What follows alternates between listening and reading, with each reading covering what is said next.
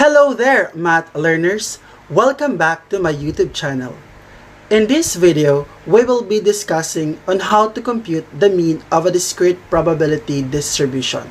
But before that, don't forget to like, subscribe, and click the notification bell for more updates.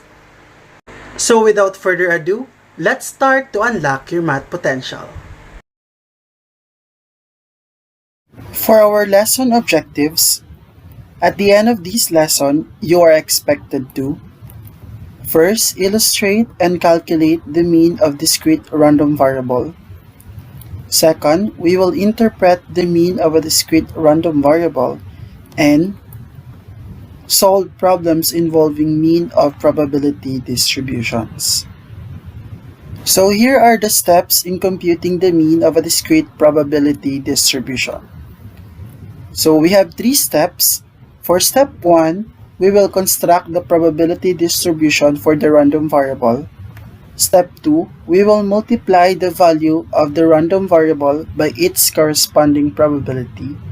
And for our step 3, to get the mean of the probability distribution, we will add the results obtained in step 2. Now let's have the problem number 1. Find the mean of the probability distribution of the random variable x, which can take only the values 1, 2, and 3, given that p of 1 is equal to 10 over 33, p of 2 is equal to 1 over 3, and p of 3 is equal to 12 over 33. On our first step, we need to construct the probability distribution. So we have here the table. On the first column, we have here the random variable x. So the values of that is we have 1, 2, and 3. And on the second column, we have here p of x, or the probability of the random variable x. So we have 10 over 33 for 1. For x equals 2, we have the probability of 1 over 3. And the probability of the random variable x, we have 12 over 33. And then we will add another column. On the third column, we have here, or we need to multiply our random variable x to its corresponding probabilities. So to get that, we simply multiply 1 times 10 over 33, and that is 10 over 33. Next, 2 times 1 over 3, that is 2 over 3. Next, 3 times 12 over 33, that is 36 over 33. Now, on these values, we need to add them to get our mean. Again, we need to add these values to get our mean. So we have here 10 over 33 plus 2 over 3 plus 36 over 33. As you can see on our denominator, we have different denominator of 33 and 3. So meaning we need to get our LCD. So we have equals to, so the LCD of 33 and 3, we have here 33. So to get the answers from our numerator, we need to divide our LCD to the denominators here. Okay, so we have 33 divided by 33, that is 1, times 10, we have 10, plus 33 divided by 3, that is 11, times 2, that is 22. Next, plus 33 divided by 33, that is 1, times 36, that is 36. Now, add all our numerators. So we have 10 plus 22 plus 36. So we have a total of 68 over 33. Next, we need to divide this one to get the value of our mean.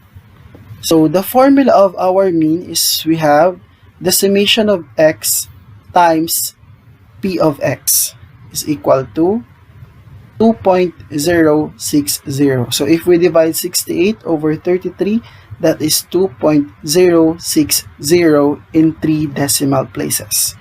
So meaning, the mean of this probability distribution is mean is equal to 2.060.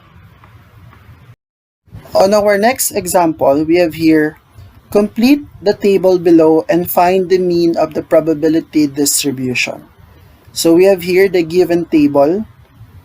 On our first table, we have here always the random variable x followed by the corresponding probabilities. And for the third column, we have here the random variable x times the probability of the random variable x. So we have 1 to 5 for our random variable x, and for the probabilities of our x, so we have here. Okay, so to get the answer from our third column, so we need to multiply 1 times 3 over 10, that is 3 over 10. Next, 2 times 1 over 10, that is 2 over 10. Next, 3 times 2 over 10, that is 6 over 10. And next, 4 times 2 over 10, that is 8 over 10. And last, we have 5 times 2 over 10, that is 10 over 10. So from here, the values that we obtained from our third column, we need to add all these values to get our mean. So we have here 3 over 10 plus 2 over 10 plus 6 over 10 plus 8 over 10 plus 10 over 10. Try to look at that the denominators of our values, or that the denominator of our fractions is the same with 10. So meaning we do not find the LCD. So we simply write the common denominator, which is 10, and then add the numerators. So we have here, try to look at, so we will add the numerators. So we have 3 plus 2 plus 6 plus 8 plus 10, so a total of 29 over 10. So the summation of our x times p of x is equal to 29 divided by 10, that is 2.9. So meaning the mean of this probability distribution is equal to mean equals 2.9. Now, kung may natutunan kayo sa videong ito, try to test yourself of these 3 problems.